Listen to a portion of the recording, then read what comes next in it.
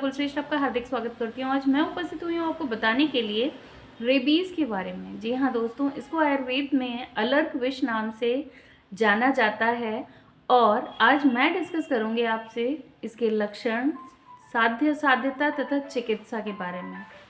जब हिंसक पशु हमें काट लेते हैं तो उनकी लार में मौजूद वायरस, जिसको रेबीज़ वायरस कहते हैं, जिसका ऑथेंटिक नाम है लीज़ा वायरस, वो हमारे शरीर में प्रवेश कर जाता है और हमारे सर्कुलेशन में आते ही इसको हम अलर्क विष की संज्ञा देते हैं। जी हाँ, ये हिंसक पशु जनरली होते हैं गीदड़, भेड़िया, भालू, कुत्ता, जैसा कि हम सभी जानते हैं, और यहाँ तक कि चमगादड़ जैसे मैमल्स भी इस विष को हमारे शरीर में ट्रांसफ़र कर सकते हैं। दोस्तों, अभी हाल में ही एक वीडियो बहुत ही ज़्यादा वायरल हुआ था जिसमें एक बच्चा जल संत्रास यानी कि हाइड्रोफोबिया से उसकी डेथ हो गई थी।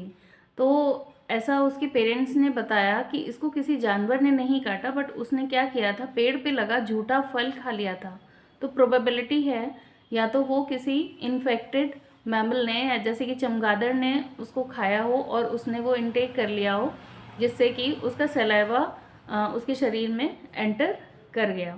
तो ये भी एक रीज़न है। तो इसी को हम अलर्क विषाक्तता कहते हैं या रेबीज़ की विषाक्तता कहते हैं। तो दोस्तों, आज अब हम डिस्कस करेंगे इसके लक्षण, लेकिन उससे पहले एक छोटी सी रिक्वेस्ट करना चाहूँगी कि अगर अभी तक आपने मेरे चैनल को सब्सक्राइब नहीं किया है तो फटाफट सब्सक्राइब बटन दबाइए, बेल आइकन को क्लिक करिए, जिससे फ्यूचर नोटिफिकेशंस आप तो मिलते रहें, और कमेंट बॉक्स में कमेंट लिख के ज़रूर मेरी हौसला अफजाई करिए। तो दोस्तों, शुरू करते हैं इसके लक्षणों के बारे में।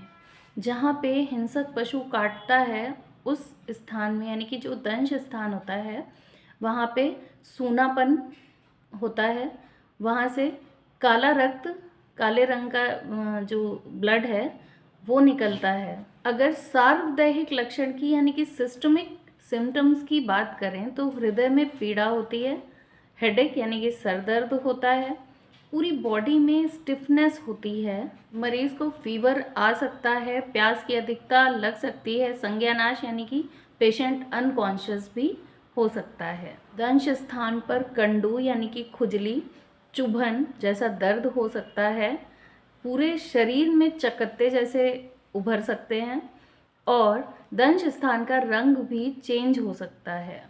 इस वायरस का जो इंक्यूबेशन पीरियड है 20 से 50 दिन का है और इस पीरियड के बाद एक सिम्टम जिसको जल संत्रास यानी कि हाइड्रोफोबिया कहते हैं वो देखने को मिलता है, जिसमें मरीज जल के दर्शन मात्र से और जल के स्पर्श से, इनफैक्ट जल का नाम लेने से ही वो डरने लगता है।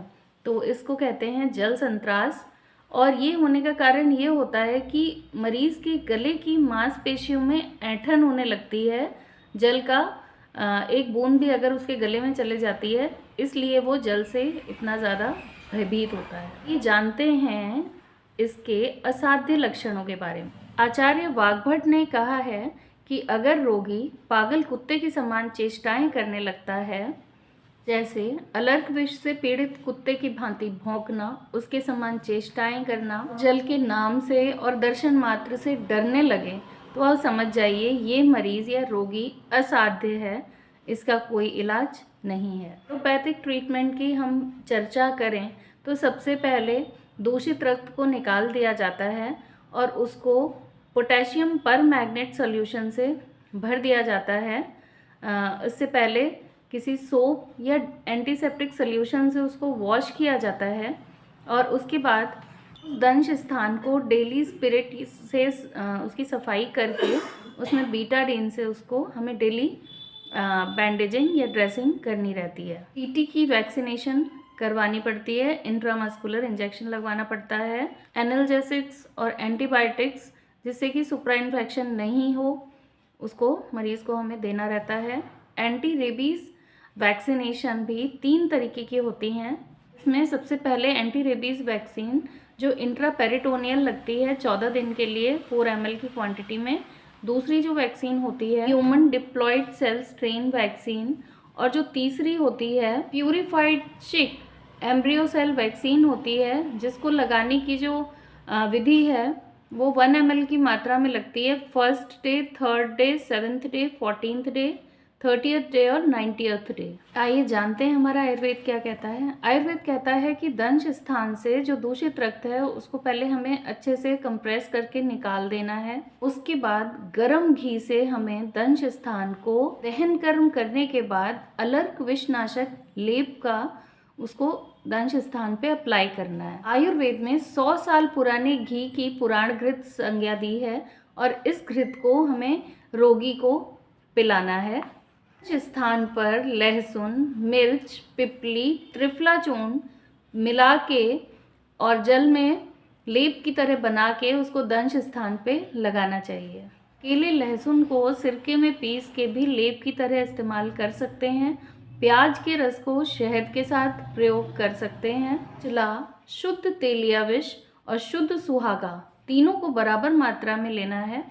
125 मिलीग्राम की टैबलेट्स बनानी है और रोगी को ओरली देनी है। धतूरे के पत्ते का स्वरस घी, गुड़ और शहद मिला के रोगी को पीने के लिए दें। भीम रुद्र रस और अग्नितुंडी बटी अलर्क विषनाशक बहुत ही उत्तम योग हैं। आप कुत्ते के या हिंसक पशुओं के काटने पर एलोपैथिक ट्रीटमेंट तो आप लो ही, पैरेलल आप आयुर्वेदिक ट्रीटमेंट लो जिससे कि आपके शरीर में मौजूद अलर्क विष जो है वो तेज़ गति से ना फैले और वो वहीं का वहीं कंट्रोल हो जाए, जिससे कि आपको आपके शरीर में उसके एडवर्स इफ़ेक्ट्स ना के बराबर दिखें। अगर आप ये अप्लाई करते हैं तो इससे आपको काफ़ी लाभ मिलेगा और जो क्रिटिकल वाली जो कंडीशन है जल संत्रास वाली वो नहीं आएगी। तो दोस्तों ये तो था मेरा वीडियो रिगार्डिंग रेबीज़ या अलर्क विष। आपको कैसा लगा मुझे कमेंट बॉक्स में लिख के बताइएगा और ऐसे ही हेल्थ अपडेट्स के लिए जुड़े रहिए मेरे साथ। और आपने इतना अमूल्य समय दिया उसके लिए मैं आपकी बहुत आभारी हूँ। मिलते हैं नेक्स्ट वीडियो में, तब तक के लिए धन्यवाद, आभार।